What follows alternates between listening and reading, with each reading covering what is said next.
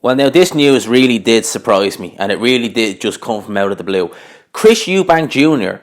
It's been announced that Chris Eubank Jr.'s next fight will be on the Dennis Hogan Jamal Charlo undercard.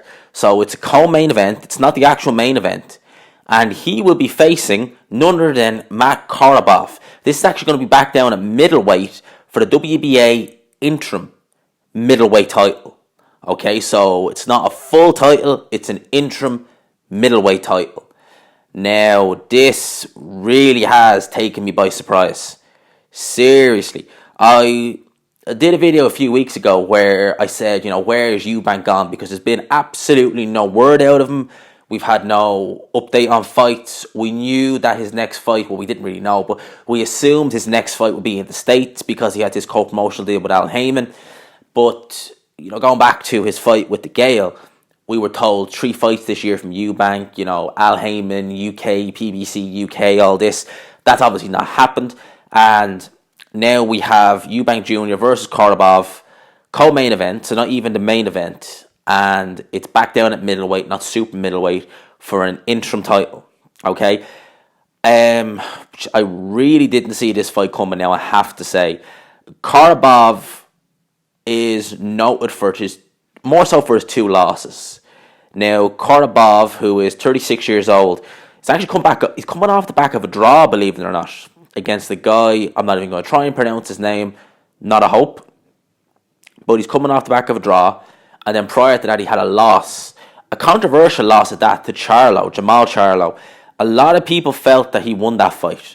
A lot of people felt he schooled Charlo. There was certainly rounds in there where he was giving Charlo a schooling. Certainly. If you ever go back and watch that fight, watch the 4th round of Charlo versus Korobov.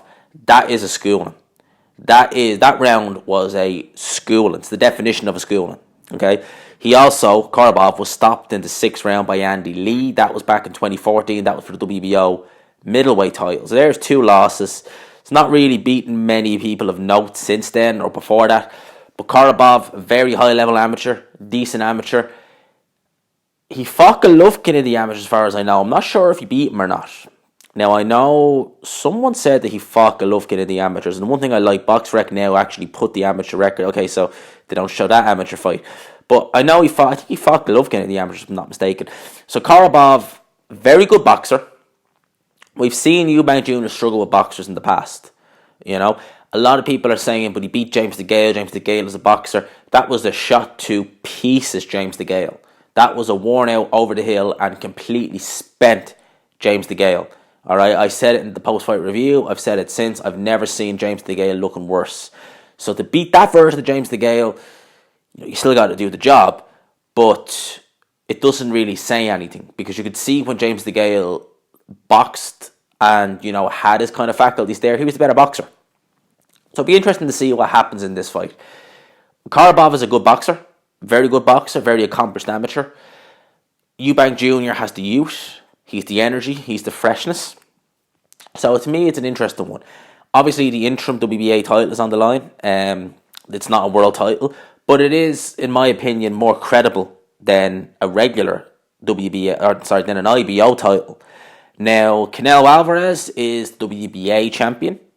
And I think Ryan Morata, I think is the Japanese guy. Let's see, is it Ryan Morata, I think is how you pronounce it. I'm not really sure.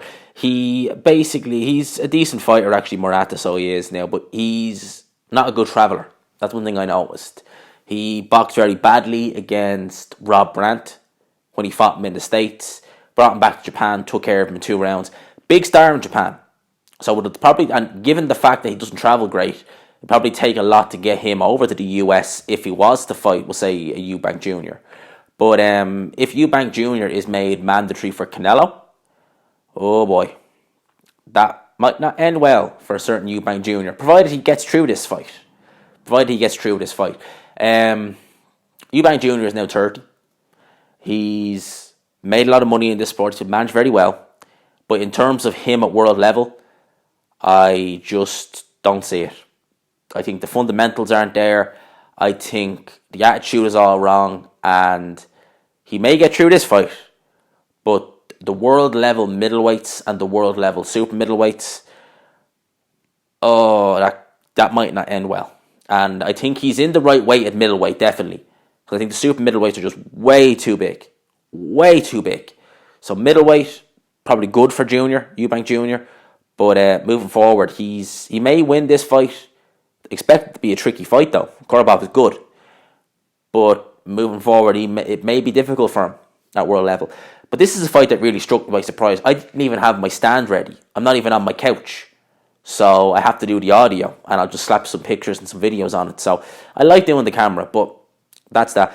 Hope you enjoyed the video. If you did, please leave a like. Let me know what you think down below. Eubank Jr. versus Korobov. What do you think? Who do you have in this fight? Let me know down below. Hope you enjoyed the video. If you did, please leave a like. Subscribe if you're new. And as always, I will talk to you after.